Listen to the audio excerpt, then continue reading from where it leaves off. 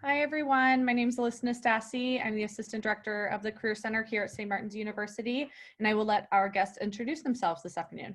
Hey, good afternoon, Alyssa. My name is Daniel Wirth. I'm the Executive Director for the South Puget Sound and Olympics American Red Cross.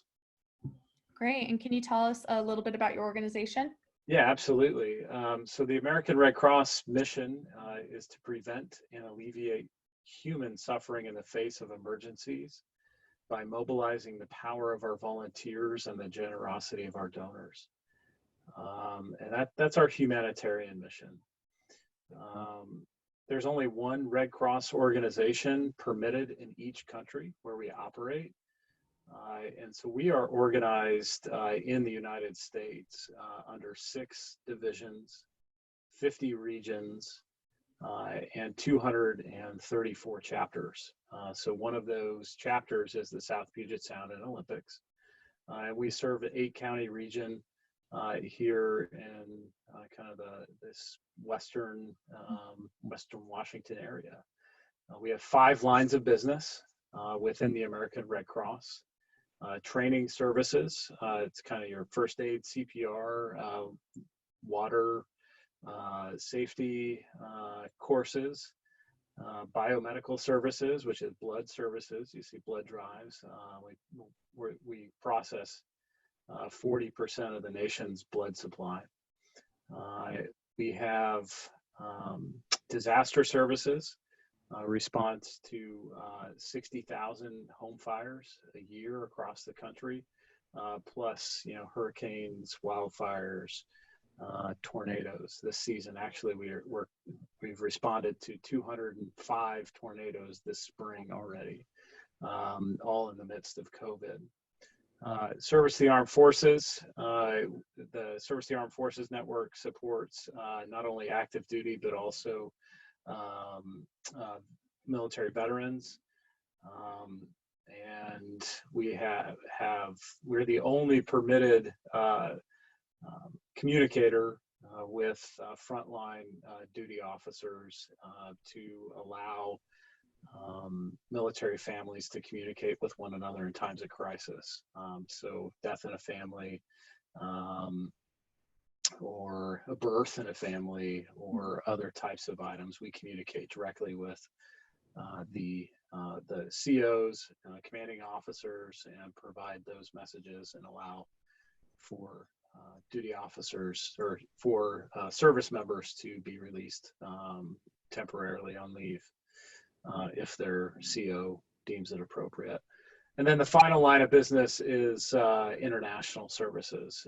And so we also have a messaging service to help find and connect loved ones to one another, and have a measles reduction program throughout the world.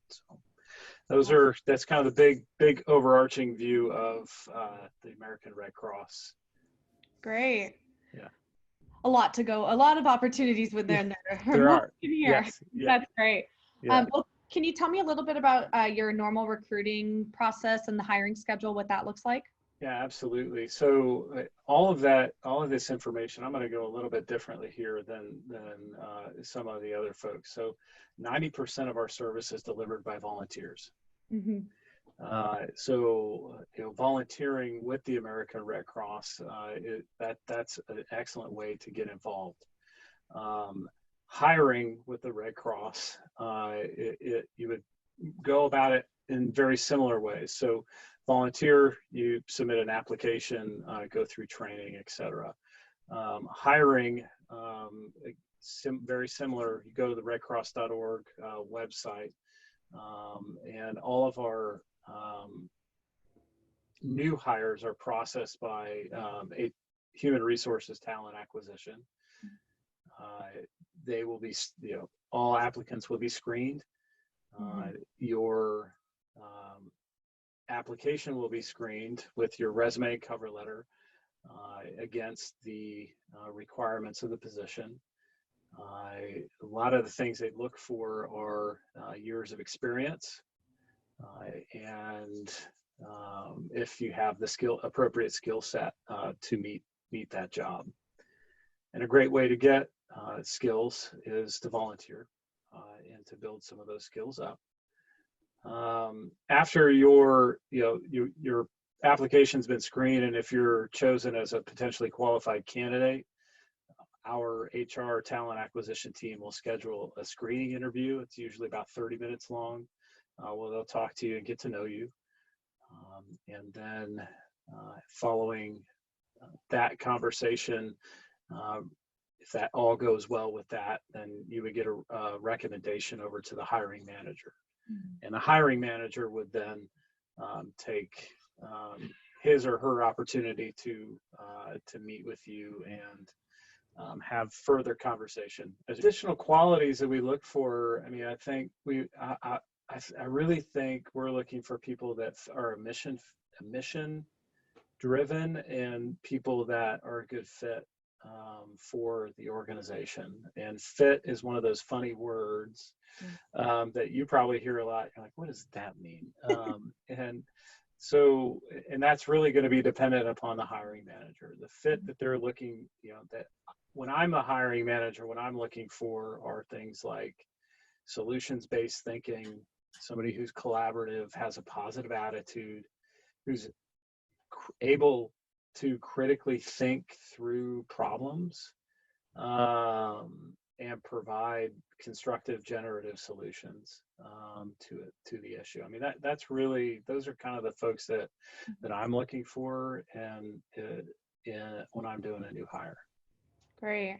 Yeah. Well, what are you looking for in the application materials, like resumes, cover letters? What stands out? Yeah, mostly a resume is what we're going to be basing a lot of our decisions on. However, a cover letter is helpful. Mm-hmm. If you do run into organizations like the American Red Cross or a lot of larger organizations that do have that screening partner, or the HR talent acquisition is doing screening, you can also email. You should be able to find who the hiring manager is. Mm-hmm. Send the hiring manager a copy of your cover letter and resume, and just introduce yourself and say, hey, I know there's a process. Just want to let you know that I've applied for the position. I'm really interested because XYZ. I think I'm a best fit because XYZ. Send them a quick email, and that'll. I'm not going to say that it works every time, but it'll definitely put you top of mind for folks that they'll be thinking about you. Mm-hmm. And it shows a lot of initiative, and that's that it shows that you can kind of cut through some of the tape that's out there and go directly to the source. And I think that can be really helpful and be an advantage to you. Mm-hmm. We talk to our students a lot about that, and we encourage them to go online and try and find those additional people that they can reach out to, hiring managers, recruiters, whoever it might be, just so that they can introduce themselves and know that they are somebody that they can look for in that huge stack of applications that just came through their system. So yeah.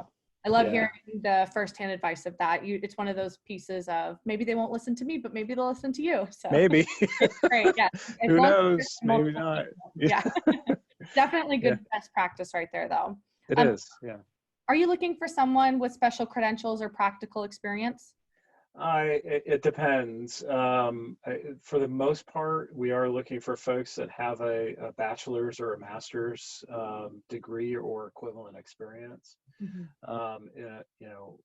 If you're applying for a phlebotomist position, obviously you would need to have that phlebotomy certification, or if you're applying to be a transport driver, you would need to have that CDL license or something like that. So I think just review the job posting critically and make sure that you have the skills necessary to apply for the job. Great. And do you have any open positions right now or open volunteer opportunities you'd like to talk about? Yeah, we have a position open in our biomedical services team as a regional, I believe it's called a regional account manager. Mm-hmm. And they oversee there's a lot of travel involved. It's a sales job, and um, there's a lot of travel throughout the South Sound area. So I mean, and all the way up through King County and Snohomish. So it's a pretty big territory for somebody to manage our blood um, drives and blood drive partners throughout that area. As far as volunteer opportunities are concerned, we have any number of volunteer opportunities that we could get folks involved in any of our lines of service that I talked about before. So um, we always need folks with a disaster action team to be able to be on call for certain periods of time to go out and serve in the event of an emergency. We have preparedness teams that go into homes and do home fire safety education with those that need it and install free smoke alarms. I'm looking for a community volunteer leader or leaders, specifically, in, Thurston County, Thurston, Mason, Kitsap County areas to help build our presence in those areas and kind of get involved at the community level and ensure that the Red Cross is being represented. So those are just a few areas. We have other ways, for folks to get involved by supporting our current volunteers. If folks do have a professional license, like, medical license or nursing or mental health practitioners or spiritual care, folks that are, have a ministerial degree or ministerial certifications. We put folks to work all the time, executing our mission and supporting our clients. So there's a lot of ways that we can get people involved. Yeah, it sounds like it. Yeah. So my last question for you, given the current pandemic that we're all living in right now, and it's causing a pretty unknown job market for a lot of our graduates, or our students who are graduating actually this week. So what advice do you have for graduating students going into this very unpredictable job market? Yeah, well, first and foremost, congratulations for graduating. Job well done. You guys have accomplished something that is worth celebrating. So take some time to celebrate and enjoy your accomplishment. As far as, being, any advice to you, be patient. Be patient and be persistent and pleasant. I guess I'm going with 3 P's today. Patient, pleasant, and persistent. I think that will really, it'll pay off. I think, that a lot of organizations, big and small, businesses, nonprofits, education, government, you name it, we are all learning at this moment what we are going, and like we are kind of building this plane as we're flying it, so to speak, and we're all learning, and you can help jump on knowing that things are going to be a little bit different, when once the stay home, stay healthy order is lifted, we start to move through phases, and we start to come back to one another. Our life will not be the same as it was. We will venture into something a bit different and new. And I know that you will come in with your creative ideas and will be able to make some impact in whatever organization it is that you join. I also think, there are, right now is no better time to volunteer with a local nonprofit organization. Food bank, especially, the food banks need lots of help and lots of volunteers. There's other community organizations that may exist there in your local community that you could really give back to. of course, consider the Red Cross as one of those volunteer opportunities. But the most important thing is to get involved and give back. I think. Yeah, I agree. Absolutely agree. Good piece of advice there. I mean, what better time right now, like you said, to get out and kind of give back to our community, especially when job applications and the process for hiring might take a little bit longer right now. So why Yeah. not spend your time doing something good? Yeah, absolutely. Great. Well, Can only binge watch so many Netflix movies. I know. I feel like Or series. all of them by now. Great. Yeah. Yeah. Well, thank you so much for your time this afternoon. I really appreciate it. Yeah, absolutely, Alyssa. Thank you.